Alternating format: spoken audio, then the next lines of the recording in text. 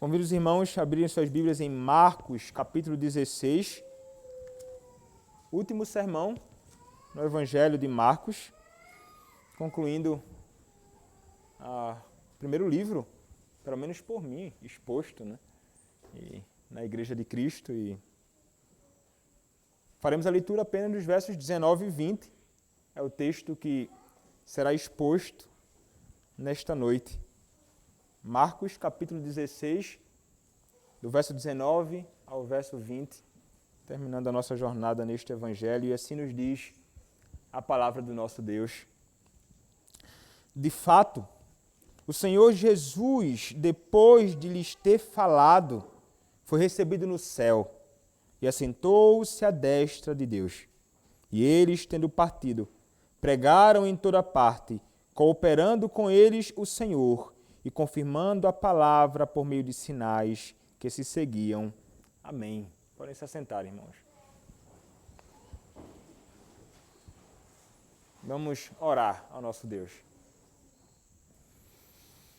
Senhor, nosso maravilhoso Deus, nós te louvamos pela graça, ó Pai, de estarmos diante da Tua palavra que será exposta.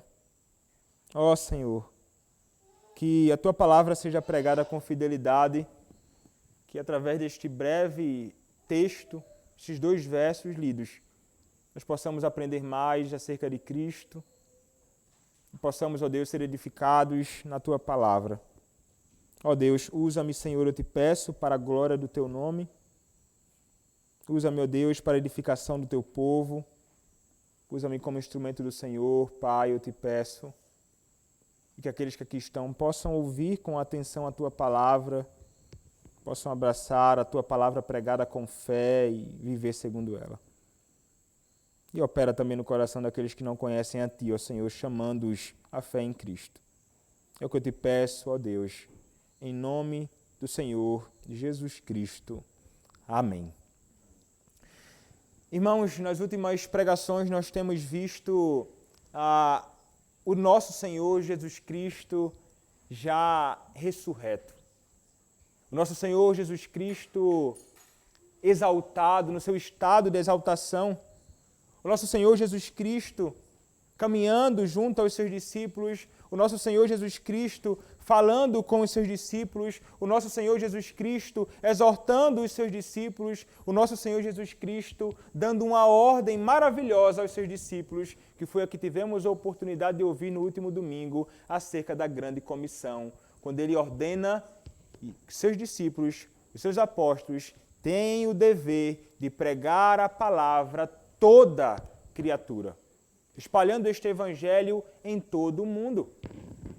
E esta é uma ordem bendita, e nós vimos que este dever continua na Igreja de Cristo, que nós somos chamados, nós ministros, a pregar esta palavra em todo o mundo, mas que a Igreja de Cristo também deve estar envolvida no testemunho acerca de Cristo, onde quer que ande.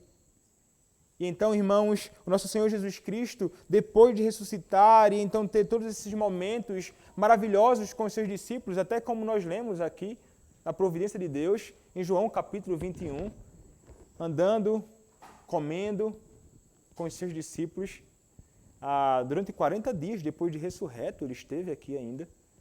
E é interessante que nós, então, chegamos à ocasião que o nosso Senhor Jesus Cristo agora ele é assunto aos céus. E sobre isso que o texto que nós lemos vai realmente falar, irmãos. O texto no verso 20, no verso 19, nos diz: de fato, o Senhor Jesus, depois de lhes ter falado, foi recebido no céu e assentou-se à destra de Deus. Então, é interessante nós notarmos que Marcos vai nos apontar a realidade que Cristo é de fato o Senhor. Ele vai dizer, de fato, o Senhor Jesus. Isso enfatiza aqui diante de nós que este Cristo, de fato, não era um homem comum, mas era o próprio Senhor Deus, o próprio Deus encarnado. Isto também fez com que ele, de fato, pudesse ressuscitar de entre os mortos, sendo ele Deus, tal qual o próprio Deus o Pai. E ele vai então dizer que ele falou com seus discípulos e depois deste momento com eles, conduzindo-os à sua missão, ele foi recebido no céu. De modo muito breve, irmãos, nós encontramos o relato na Escritura, pelo menos nos Evangelhos, acerca da ascensão de Cristo. Se você olhar para um outro texto, Lucas capítulo 24, versos 50 a 53, vai nos falar também acerca da ascensão do nosso Senhor e Salvador Jesus Cristo. Lucas capítulo 24, versos 50 até o verso 53, a palavra nos diz assim: Então os levou para Betânia e, erguendo as mãos, os abençoou.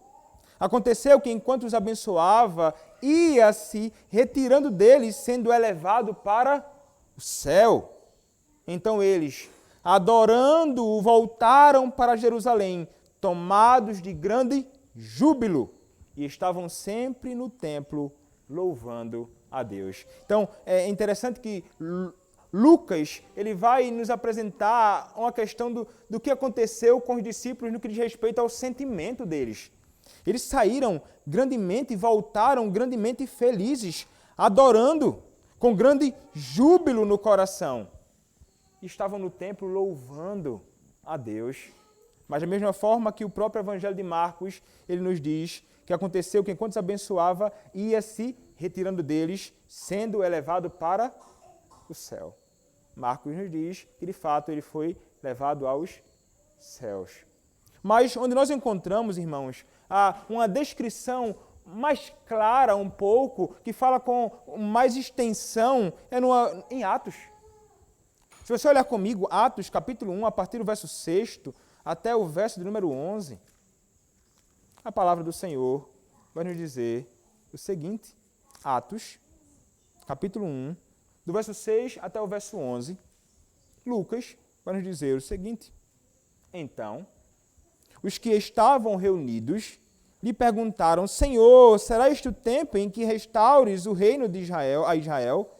Respondeu-lhes: Não vos compete conhecer tempos ou épocas que o Pai reservou pela sua exclusiva autoridade, mas recebereis poder ao descer sobre vós o Espírito Santo, e sereis minhas testemunhas, tanto em Jerusalém como em toda a Judéia e Samaria até aos confins da terra. Ditas estas palavras, foi Jesus elevado às alturas, à vista deles, e uma nuvem o encobriu dos seus olhos. E estando eles com os olhos fitos no céu, enquanto Jesus subia, eis que 2 varões vestidos de branco se puseram ao lado deles. E lhes disseram: Varões galileus, por que estás olhando para as alturas? Esse Jesus, que dentre os mortos foi assunto ao céu, virá do modo como o viste subir. Ao céu, ele foi assunto diante dos olhos dos seus discípulos. E é interessante nós pensarmos acerca disto, irmãos, porque algumas pessoas que negavam a ressurreição do próprio Senhor Jesus Cristo são aqueles que vão negar também a ideia de que Cristo foi assunto aos céus. Mas a Escritura nos deixa isso muito claro, que ele não foi assunto aos céus de um modo que não pudesse ser visto. Ele foi assunto aos céus em carne e osso. Se ele fosse espírito, sendo assunto aos céus, como poderiam os discípulos contemplar ele subindo? Até não conseguir mais contemplar o Cristo. Então, isto nos mostra, e o testemunho da Escritura é claro, que de fato ele foi elevado aos céus, haviam testemunhas contemplando esta ocasião, e nos fala a verdade que Cristo ele está nos céus em pleno corpo e alma. Isso nos revela e nos reforça a verdade de que o céu ele só pode ser um lugar verdadeiro, onde Cristo está completamente lá, plenamente divino, plenamente humano, em carne e osso. E a Escritura vai nos dizer, e é exatamente assim que ele virá, todo olho inclusive verá, e toda língua confessará que Jesus Cristo é o Senhor, para a glória de Deus Pai, como nós lemos em Filipenses. Mas é interessante porque a Escritura nos diz que ele foi recebido no céu e assentou-se à destra de Deus. E a ideia de ser recebido é interessante, e um puritano do passado, ele vai nos dizer o seguinte, sobre Cristo, ele sendo recebido nos céus, e ele vai falar isso da perspectiva do Pai. De Deus, o Pai, recebendo o seu Filho na glória. E então ele vai dizer o seguinte, o Pai o recebeu de braços abertos, alegrando-se sem medida ao vê-lo de novo no céu. Portanto, disse que Deus o recebeu na glória. 1 Timóteo, capítulo 3, verso 16. Pois o que se pode designar ascensão a respeito de Cristo é chamado recepção pelo Pai. Jesus ascendeu e o Pai o recebeu. Sim, recebeu-o como a ninguém antes ou depois dele. Algum outro homem vai dizer como deve ter sido a alegria nos céus quando os santos de Deus puderam contemplar o próprio Cristo, o Deus que encarnou, tinha corpo e alma verdadeiras e agora então ele está na glória. E eles podem então contemplar ele e habitar com ele nos céus, porque foi para lá onde ele foi, assim como todos os santos de Deus no passado antes dele, bem como todos aqueles que após ele morreram. E ele foi assentar, ele foi elevado aos céus, e essa ascensão, irmãos, o introduziu a um outro estado, a que faz parte da sua exaltação, mas ele passa e ele é entronizado e passa a assentar-se à destra de Deus, o Pai. E é interessante isto. À destra de Deus, o Pai, seu lado direito. Obviamente que Deus, o Pai, ele não tem membros, não é? Ele não tem mãos, ele é espírito. Mas a ideia é que ele está assentado e ele agora possui autoridade. E sendo o assunto aos céus, estando à destra do Pai, ele revela para nós que completou perfeitamente a sua obra nesta vida. Na cruz, ele completou a sua obra de sacrifício para a salvação do homem, mas sendo assunto aos céus, toda a obra dele feita neste mundo foi suficiente, perfeita, completa, irrepetível. Não há a menor possibilidade disto acontecer, assim como também não há a menor necessidade disto acontecer, porque ele fez tudo aquilo que deveria ser feito para a salvação do homem perdido. Quando nós olhamos, irmãos, para a ascensão de Cristo aos céus, estando à destra de Deus, isto deve ser algo muito importante para nós. E isto para nós é realmente muito importante porque há coisas proveitosas que nós desfrutamos dessa bendita ascensão de Cristo e o seu habitar à destra de Deus, o Pai. Como nós lemos, irmãos, na pergunta 53 do Catecismo Maior de Westminster, como foi Cristo exaltado na sua ascensão?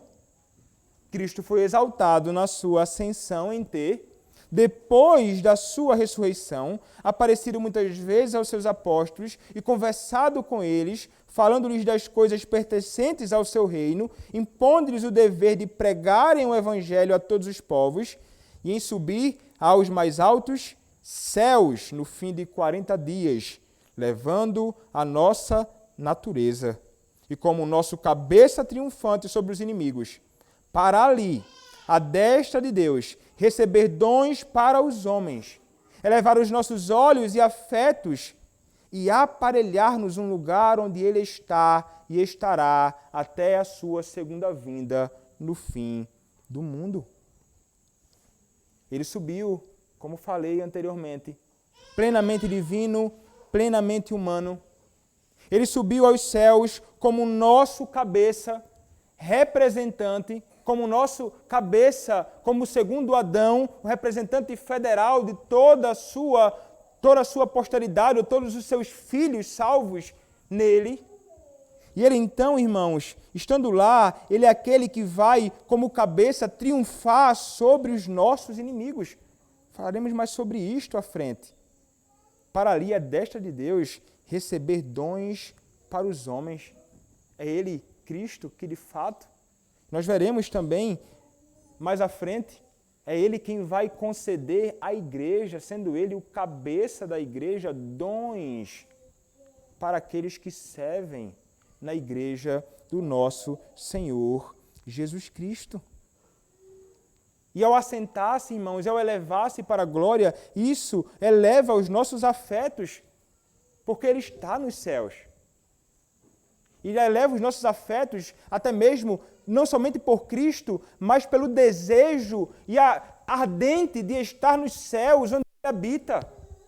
Porque ele foi antes de nós e lá ele está, para, inclusive, preparar lugar para nós, como nos diz a Escritura. Se você olhar, irmãos, para a Escritura Sagrada, realmente a palavra de Deus vai nos falar acerca destas questões. Sobre a questão dos nossos afetos pela glória dos céus, mas também sobre a verdade que Cristo ascendeu ao céu para preparar um lugar para o seu povo. João capítulo 14, verso 3, fala sobre essa realidade. João capítulo 14, verso 3.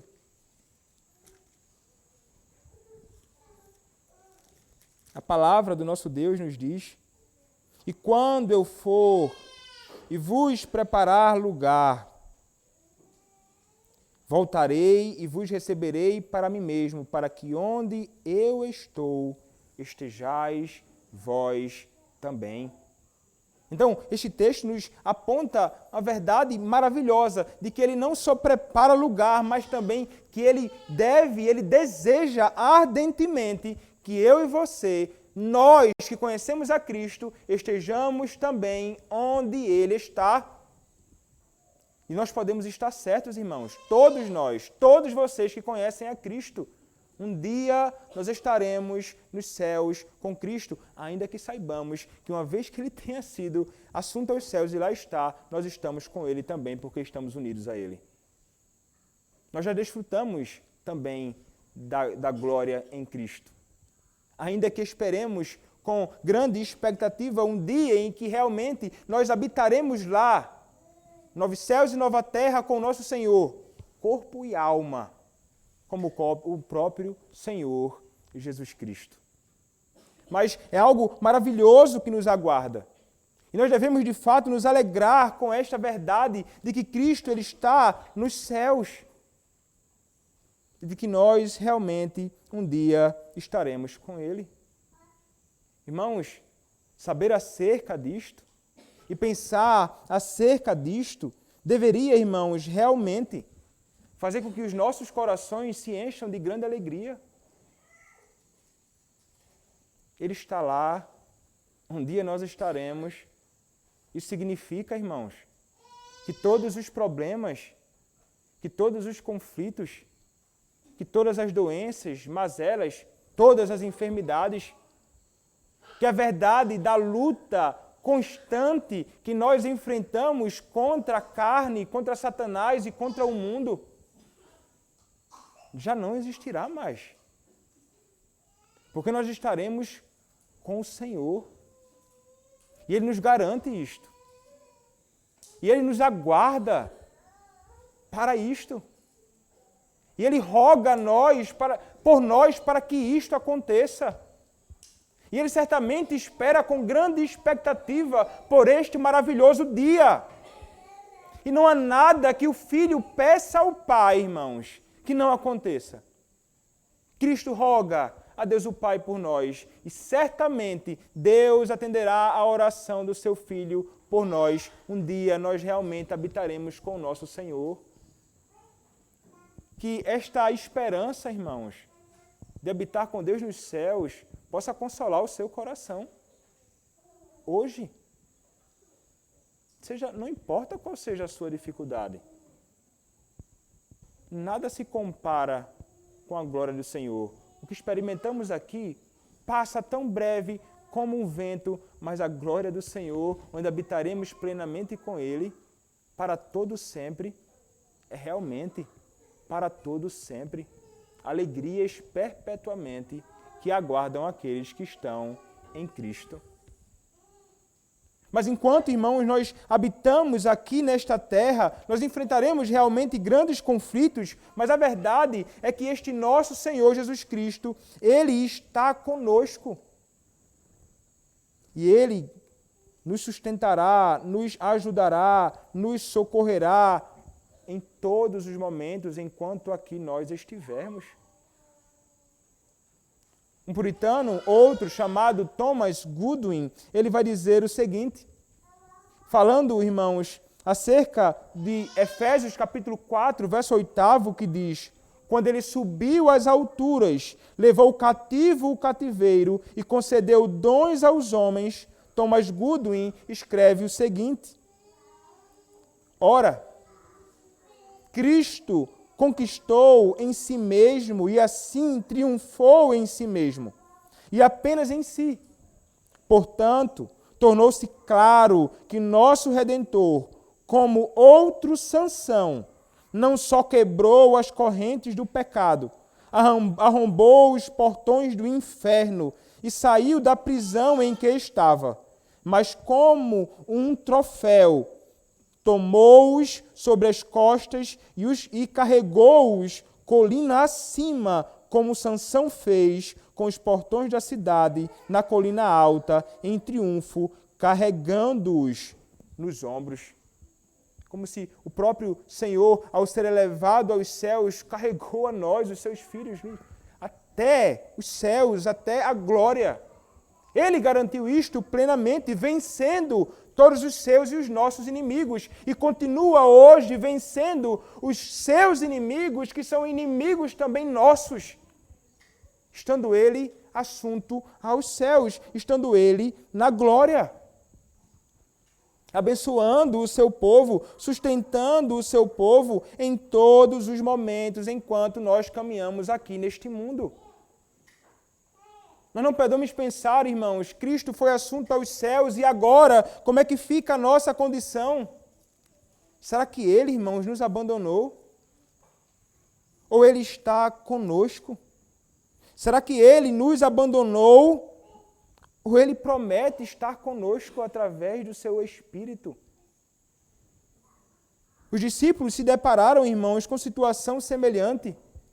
Os discípulos, sabendo que Cristo, então, um dia não estaria no meio deles, ficaram grandemente angustiados. Como foi que Cristo, Ele consolou os seus discípulos? Se você olhar a palavra em João capítulo 14, verso 16, a palavra do nosso Senhor nos diz: e eu rogarei ao Pai, e Ele vos dará outro Consolador, a fim de que esteja para sempre convosco. O Espírito da verdade, que o mundo não pode receber, porque não vê, nem o conhece. Vós o conheceis, porque Ele habita convosco e estará em vós. Não vos deixarei órfãos, voltarei para vós outros. Ainda por um pouco, o mundo não me verá mais, vós, porém, me vereis, porque eu vivo, vós também vivereis. Naquele dia, vós conhecereis que eu estou em meu Pai, vós em mim, e eu em vós. Aquele que tem os meus mandamentos e os guarda, esse é o que me ama, e aquele que me ama será amado por meu Pai. E eu também o amarei e me manifestarei a Ele. Suficiente até aqui, irmãos. Ele vai dizer: eu estou com vocês. Eu estarei sempre com vocês. Vocês não precisam ficar angustiados, não. Eu enviarei, inclusive, um outro Consolador, o Espírito, que é o Espírito do próprio Cristo, que dele procede, que estará com vocês. E é interessante, irmãos. É um outro Consolador, e a palavra ali, ele está dizendo assim, é um outro Consolador da mesma substância que eu. Ele possui a mesma essência que eu. Não é um Consolador distinto de mim, mas da mesma essência e substância, igual em poder e glória a mim. É o meu próprio Espírito que estará convosco. Vocês não precisam ficar amedrontados. Eu nunca vos desampararei. Nunca, jamais os abandonarei. Esta é a palavra de Cristo para todos aqueles que pertencem a Ele. Então, Ele estar na glória nos céus não o faz distante assim, irmãos. Ele está conosco o tempo inteiro, em todas as nossas caminhadas, na nossa vida. Cristo está conosco, ainda que nossos olhos não possam contemplá-lo.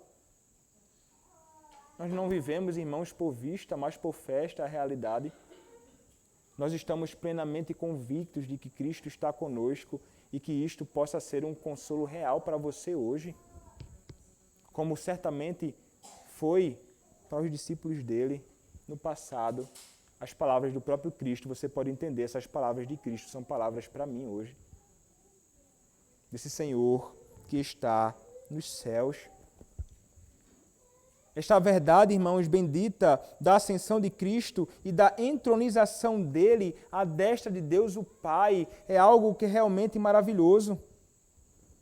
Porque, irmãos, este nosso Senhor Jesus Cristo, ele sendo assunto aos céus, ele de fato foi exaltado por Deus e Pai. Filipenses capítulo 2, verso 9 vai falar sobre isso. Nós lemos aqui na revelação da vontade de Deus. Ele foi exaltado pelo Pai. E Cristo, irmãos, ele recebeu de Deus toda a plenitude de alegria, sendo ele um Deus, sendo assunto aos céus para a glória. Se você olhar os nossos padrões doutrinários, na pergunta 54 que lemos, falando acerca da exaltação de Cristo ao sentar-se à destra de Deus, vai nos dizer o seguinte: Cristo é exaltado em sentar-se à destra de Deus, em ser Ele.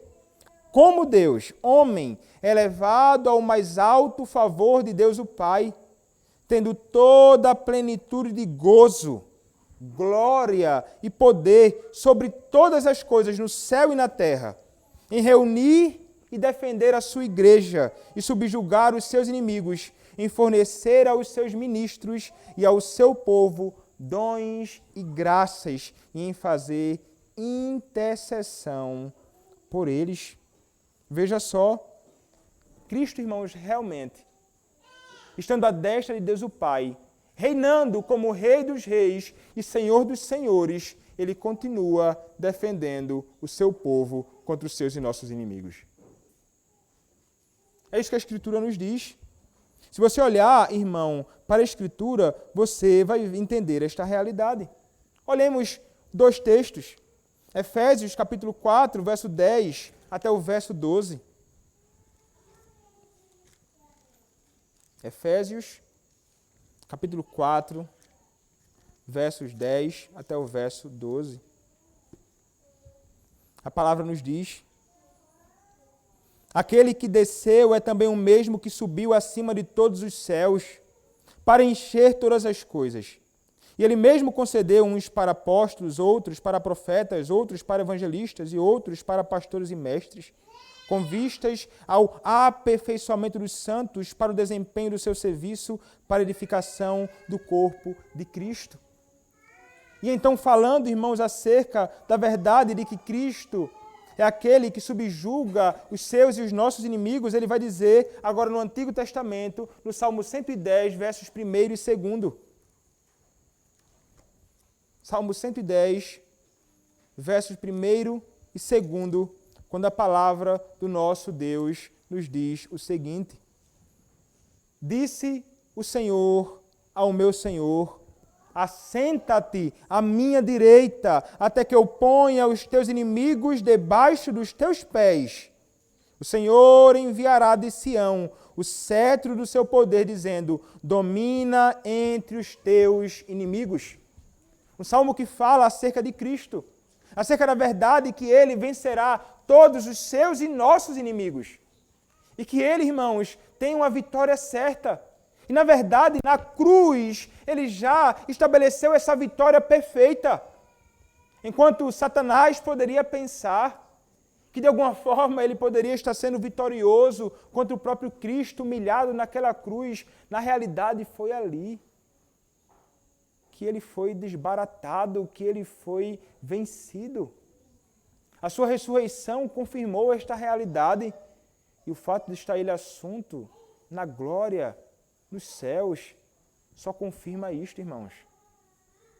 Cristo venceu por nós e nós vencemos nele, mas ele continua ainda assim, sendo Deus que nos ajuda a combater todos aqueles que se levantam contra a igreja dele. E são muitos os que se levantam contra a igreja de Cristo.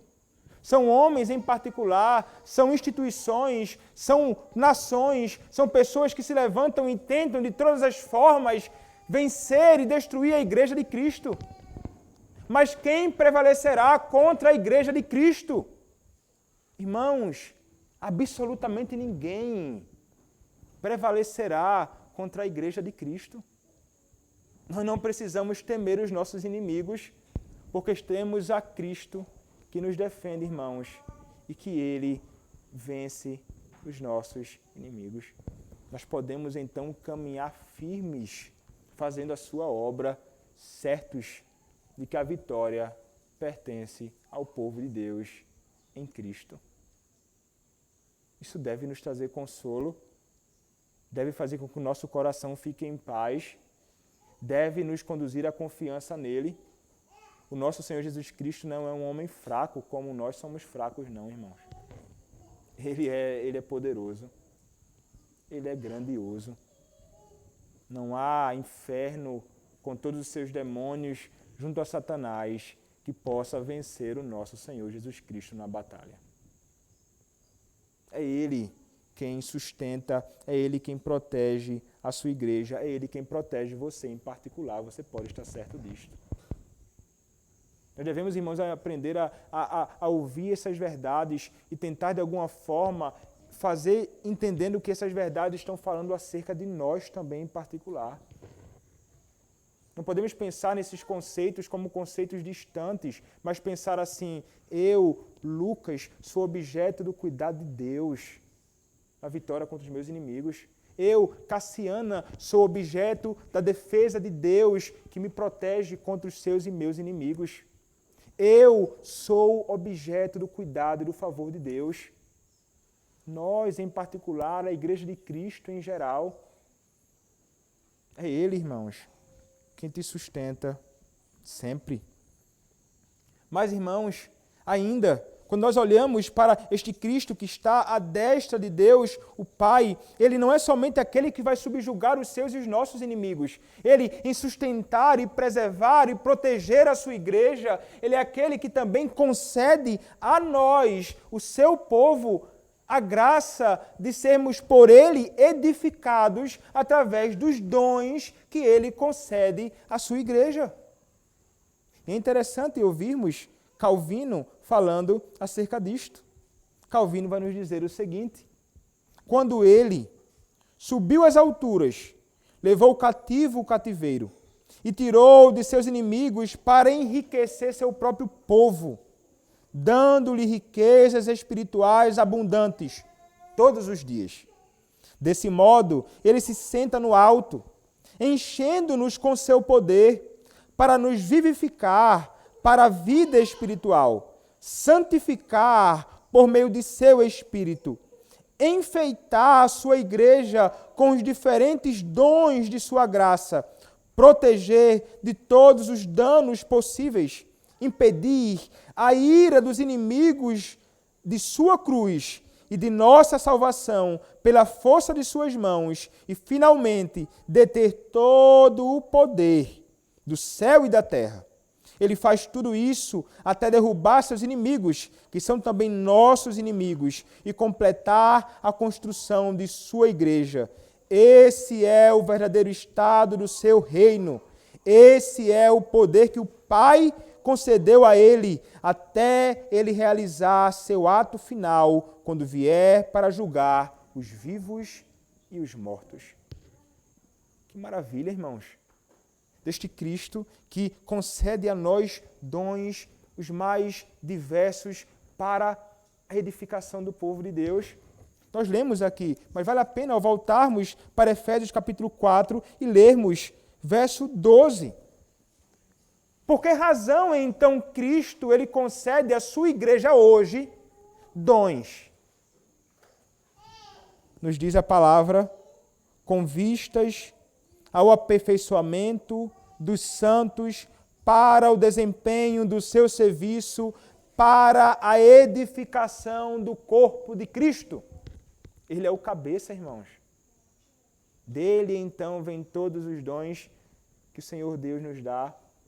O Senhor dá àqueles que são ministros da palavra à igreja, para que eles conduzam a igreja a quê? Ao aperfeiçoamento dos santos, desempenho do seu serviço, a edificação do corpo de Cristo. E este deve ser o meu propósito como ministro. Fazer com que a igreja de Cristo e vocês possam ser cada vez mais aperfeiçoados por Ele, para que vocês possam ser edificados como corpo de Cristo. Este é o dever de todos os ministros do Evangelho. E não há nada que possamos fazer melhor do que proclamar a verdade de Deus em conformidade com a sua Escritura, sem deturpá-la, pregando todo o conselho de Deus, a fim de que a igreja de Cristo possa ser edificada na verdade. E não podemos nunca, jamais, nos desviar deste propósito. Você tem toda a liberdade para me chamar a atenção. Se algum dia, irmão, eu me desviar deste propósito, se eu não pregar mais a palavra, se eu não anunciar Cristo deste púlpito, eu devo pregar Cristo, como o apóstolo Paulo pregou, para a salvação do perdido, para a edificação do povo de Deus. Cristo e este crucificado. Foi para isto que eu fui chamado. É para isto que nós servimos. É para isto que eu sirvo, não para outra coisa. E é justamente este o dever de todos nós, com os dons que o nosso Deus nos concede. Nossos dons, teus dons, devem ser usados para a edificação do corpo de Cristo. Não é para o seu próprio benefício. Somente não, irmão. É para o povo do Senhor. Se Ele te chamou para servir a Ele com o dom que Ele te deu, não considere o seu dom como algo de pequena importância. É útil na igreja de Cristo. É útil. E se Ele te deu, Ele te capacita para isso, Ele te chamou para isso, sirva a Deus com os seus dons. Sirva a Ele. Na simplicidade, em humildade, edificando assim a igreja. Seu dom, irmão, não é inferior ao meu. São dons distintos. E todos juntos cooperam com esta maravilha que é a igreja de Cristo. Nem todos nós somos chamados para o ministério da palavra. Nem todos. Mas alguns o são. Eu quero dizer a você, jovem, se o Senhor te chamar para o ministério da palavra, você abrace isto. Há temores, o desafio é grande, pensamos que não somos capazes, mas Deus é quem nos concede a graça. Como vai dizer Paulo em Tessalonicenses, aquele que te chamou é aquele que o fará. Aquele que te chamou é aquele que te capacitará. Aquele que te chamou é aquele que te sustentará. Para que você possa, junto a todos os servos de Cristo, edificar a igreja com a pregação da verdade. O temor deve estar no seu coração, sim, mas a disposição para obedecer a Cristo e atender ao seu chamado para servir a igreja de Cristo deve ser algo que você deve abraçar. Não rejeite a voz do Senhor que te chama para o ministério. Atenda, caso Ele o chame para servir a Ele como pregador da sua palavra, para ser ministro do Evangelho, presbítero, diácono na igreja de Cristo. Isto é fundamental para o bom andamento da igreja do nosso Senhor. É Cristo o cabeça quem faz isto. É Ele quem nos concede os dons. Ele faz isto estando Ele nos céus.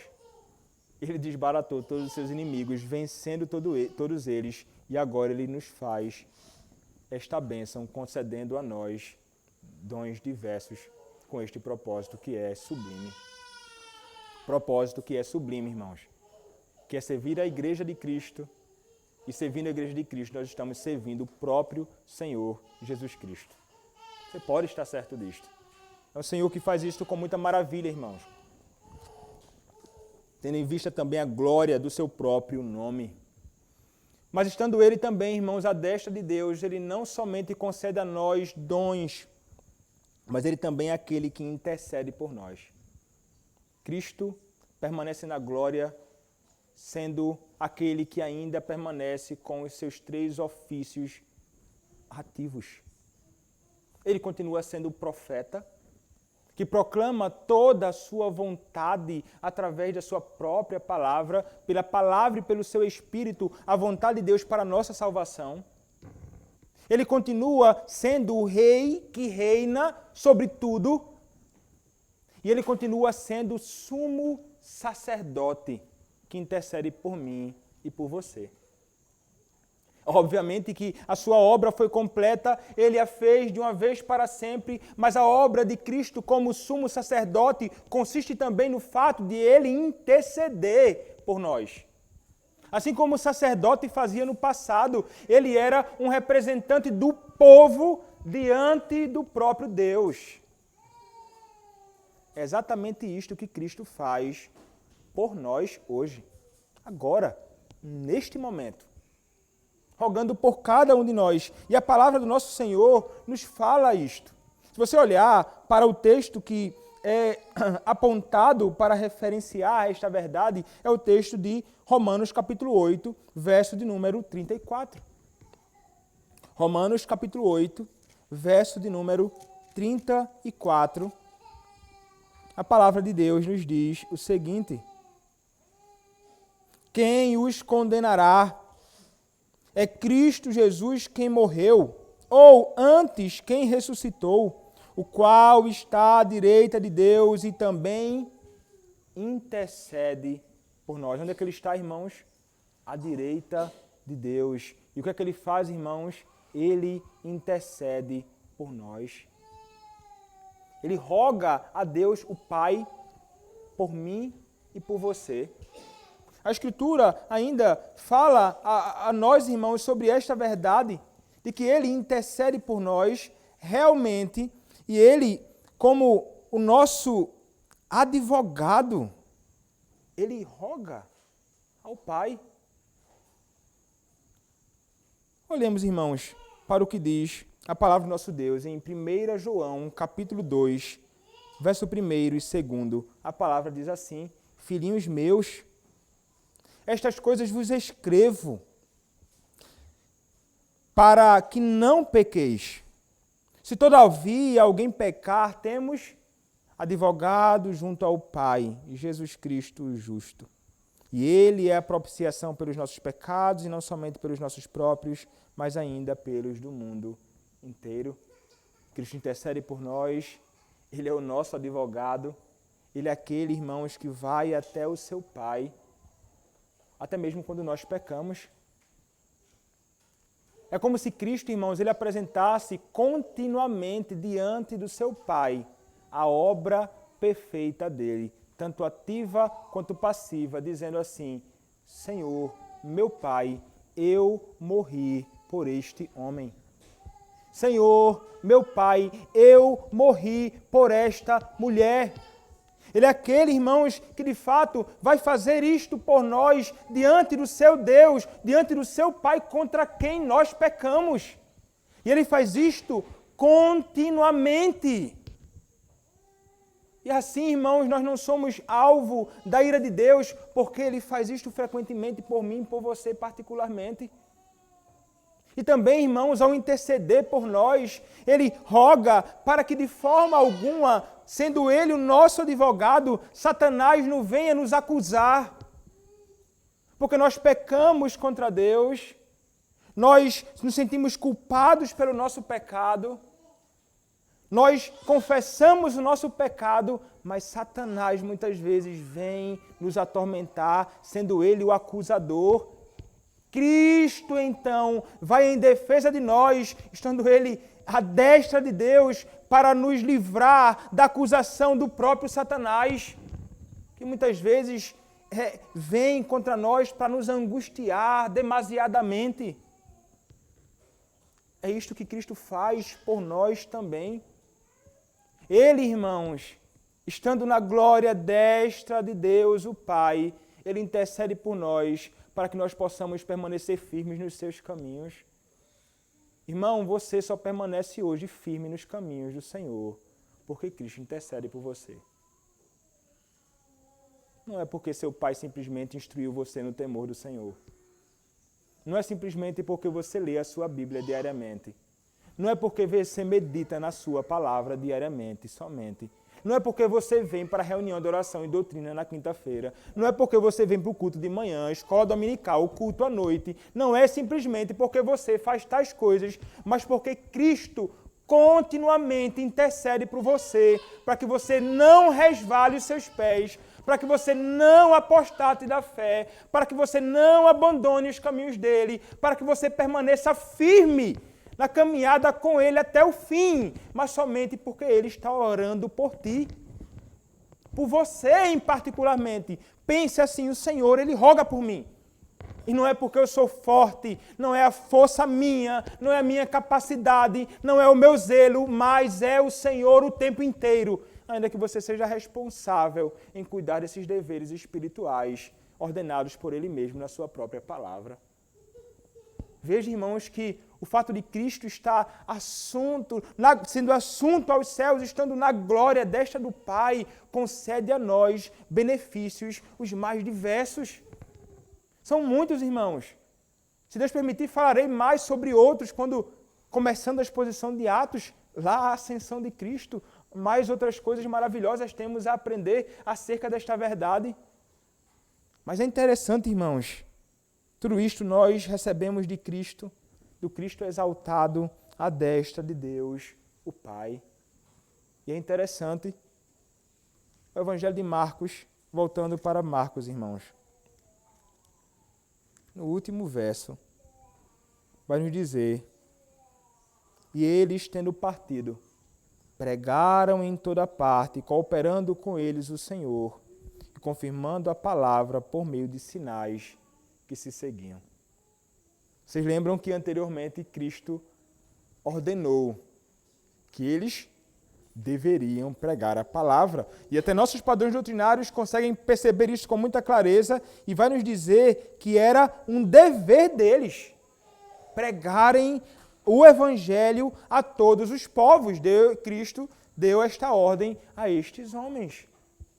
E o que é que eles fazem, irmãos? Nós lemos em Lucas que eles ficaram com os corações cheios de alegria, júbilo.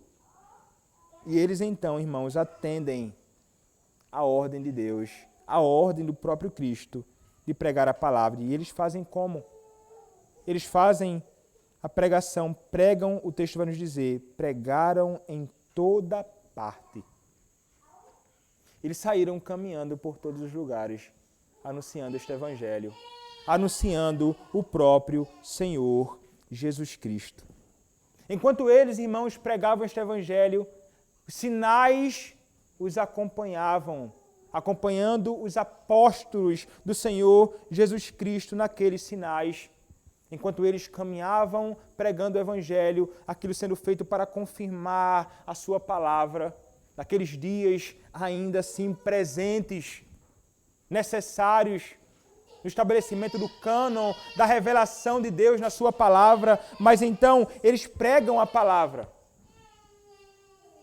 Eles foram obedientes ao seu Senhor e Deus ressurreto, Cristo. E aqui, irmãos, nós vemos, assim como eles obedeceram ao próprio Senhor Jesus Cristo, nós devemos de igual modo obedecer ao nosso Senhor Jesus Cristo quando Ele nos chama para realmente, irmãos, fazermos a sua obra em pregar o Evangelho em toda parte. Como falei, eu não vou me prolongar nisto, é um dever sobretudo meu como pastor da palavra, um dever sobretudo dos ministros do Evangelho fazer isto. Mas vocês devem ser obedientes ao próprio Senhor e seguindo o exemplo da Igreja de Cristo. vocês devem então testemunhar acerca dele em toda parte. E quem é, irmãos, que vai cooperar conosco? O próprio Senhor que cooperou com os apóstolos no passado, o texto nos diz, cooperando com eles o Senhor e confirmando a palavra. Eles não fizeram, irmãos, o que fizeram sozinhos, mas porque o Senhor estava com eles, sustentando-os em todo momento. O mesmo Senhor que sustentou estes homens no passado, cooperando com os seus servos na pregação do Evangelho, é o mesmo Senhor que coopera hoje com aqueles que são chamados para pregar a palavra e com todos aqueles que são espalhados por este mundo a testemunhar do Evangelho, que é o próprio Senhor Jesus Cristo. Irmão, se Ele nos dá uma ordem e Ele promete estar conosco, o que é que nos impede de fazer a obra? O que nos impede de seguir em frente para fazer a obra? Se Ele nos ordena e diz, eu estarei convosco até a consumação dos séculos. Irmãos, nós temos tudo o que precisamos. Nós temos a palavra na nossa mão, nós temos o Espírito Santo que nos habilita, nós temos o próprio Senhor que coopera e nos conduz a fazer esta obra. Nós devemos nos engajar nela. Irmãos, se toda a Igreja de Cristo se envolvesse com todo o coração em testemunhar deste Evangelho em todo o mundo, como seria diferente? Como seria diferente a nossa nação? Como seria, irmãos, diferente Pará? Como seria diferente a cidade em que nós moramos? É o Evangelho de Cristo, irmãos, e somente Ele que pode transformar corações e fazer com que todas as instituições que nós consideramos como perversas e ruins possam ser modificadas. Mas isso tem que começar no coração dos homens. Nós não redimimos política, nós não redimimos educação, o Senhor não redime a política, o Senhor não redime a educação, o Senhor Deus redime homens, subjugando-os, quebrando seus corações, humilhando-os, salvando-os e devolvendo-os ao mundo para servir a Ele. Mas isso tem que acontecer através da pregação da palavra e do Espírito que age com a palavra e na palavra para transformar os homens. Assim como Ele nos transformou. Este Evangelho que deve ser pregado e é neste Cristo que é o próprio Evangelho que você que não conhece a Ele deve crer. Este mesmo Cristo que nós pregamos e somos chamados a anunciar, que vocês, crianças, são chamados a abraçar com fé. Vocês precisam crer em Cristo. Vocês precisam ter Ele como seu Senhor, bem como seu Salvador. E vocês devem, então, conhecendo este Cristo, se engajar na obra, junto a toda a Igreja do Senhor, espalhada por todo o mundo. Meus irmãos, este é o bendito Evangelho do nosso Senhor, e que o Senhor nos conceda a graça de vivermos anunciando a sua vontade para a edificação do povo de Deus e para a glória do seu santo nome. Amém. Vamos orar, irmãos. Senhor, nosso Deus, nós te louvamos pela graça bendita do Senhor revelada em Cristo, nosso Salvador. Te louvamos, Senhor, porque o Senhor completou a tua obra perfeita, nos salvando, morrendo naquela cruz, sendo sepultado, ressuscitando ao terceiro dia, sendo assunto aos céus, habitando hoje à destra do Pai. Ó Deus, que maravilha isto, e como é bom saber de tantos benefícios que nós temos e recebemos do Teu Filho, Senhor Jesus Cristo, exaltado. Ó Senhor, continua, ó Deus, dando-nos esperança, continua, ó Deus, nos fazendo seguir nos Teus caminhos. Ó Deus, que o Senhor jamais cesse de interceder por nós. Ó Senhor, que possamos ser sempre alvos da Tua intercessão. E, ó Deus, guarda-nos, ó Deus, e ajuda-nos a fazermos a Tua obra, a sermos fiéis ao Senhor, a sermos diligentes, a sermos obedientes, a confiarmos em Ti, Senhor, na Tua obra, sabendo que o Senhor é aquele que coopera conosco e é aquele que faz a obra. Nós te pedimos isto, ó Deus, em nome do Senhor Jesus Cristo. Amém.